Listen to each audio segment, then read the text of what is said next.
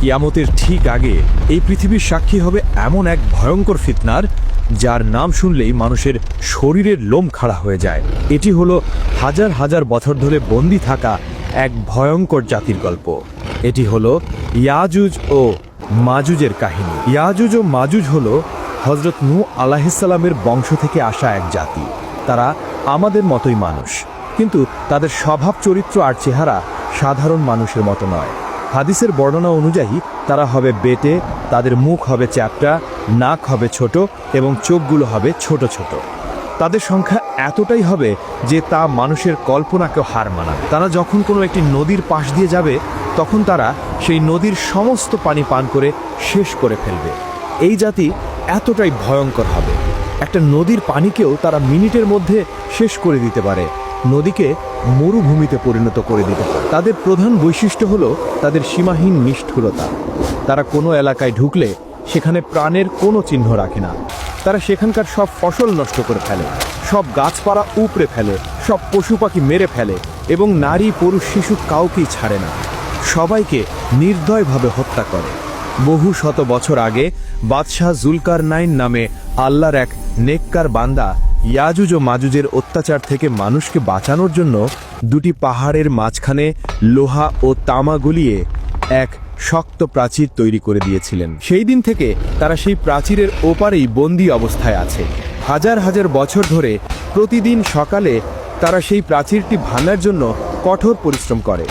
দিন শেষে যখন তারা ক্লান্ত হয়ে যায়, দেয়ালটা প্রায় ভেঙে ফেলার মতো পাতলা হয়ে যায়, তখন তাদের সর্দার বলে, আজকের মতো থামো, বাকি কাজটা আমরা আগামীকাল এসে শেষ করব। কিন্তু আল্লাহর ইচ্ছায় পরের দিন সকালে যখন তারা ফিরে আসে, তখন তারা দেখে দেয়ালটা আবার আগের মতোই মজবুত আর মোটা হয়ে গেছে।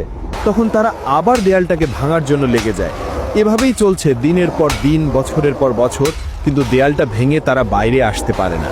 কিন্তু কিয়ামতের ঠিক আগে যখন পৃথিবীতে হযরত ঈসা আলাইহিসসালাম আসবেন এবং দাজ্জালকে হত্যা করবেন, ঠিক সেই সময়েই আল্লাহ ইয়াজুজ ও মাজুজকে মুক্তি করবেন। সেদিনও তার আগের মতোই সারাদিন ধরে দেয়ালটা ভাঙতে থাকবে। দিন শেষে যখন দেয়ালটা প্রায় ভেঙে পড়ার মতো অবস্থায় চলে আসবে, তখন তাদের সর্দার হয়তো আল্লাহর ইচ্ছাতেই বলে উঠবে, আজকের মতো এখানেই থামো, ইনশাল্লাহ বাকি কাজটা আমরা আগামীকাল এসে শেষ করব। সেই একটা মাত্র শব্দ ইনশাআল্লাহ তাদের হাজার হাজার বছরের চেষ্টাকে সফল করে দেবে। পরের দিন সকালে যখন তারা ফিরে আসবে, তখন তারা দেখবে দেয়ালটা ঠিক তেমনই ভাঙা অবস্থায় আছে।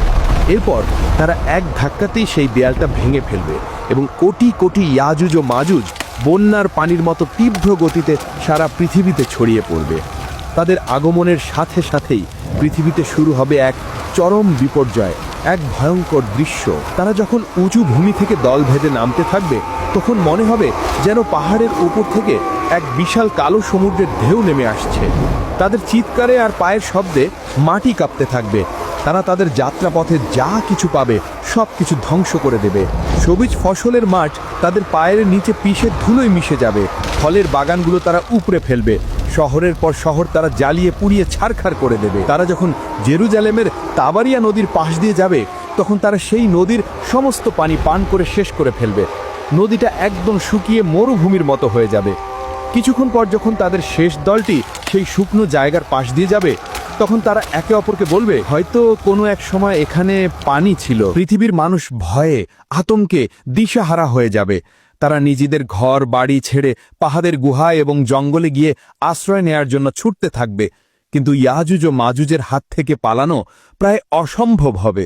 তারা পৃথিবীর মানুষকে মারতে মারতে এমন এক পর্যায়ে পৌঁছাবে যখন তারা অহংকার করে বলবে, আমরা তো পৃথিবীর সব মানুষকে মেরে ফেলেছি, এবার তো পৃথিবীতে আমাদের কোনো শত্রু নেই, চলো এবার আকাশের ফেরেশতাদের মারি। এই বলে তারা আকাশের দিকে তাদের তীর ছুড়বেন।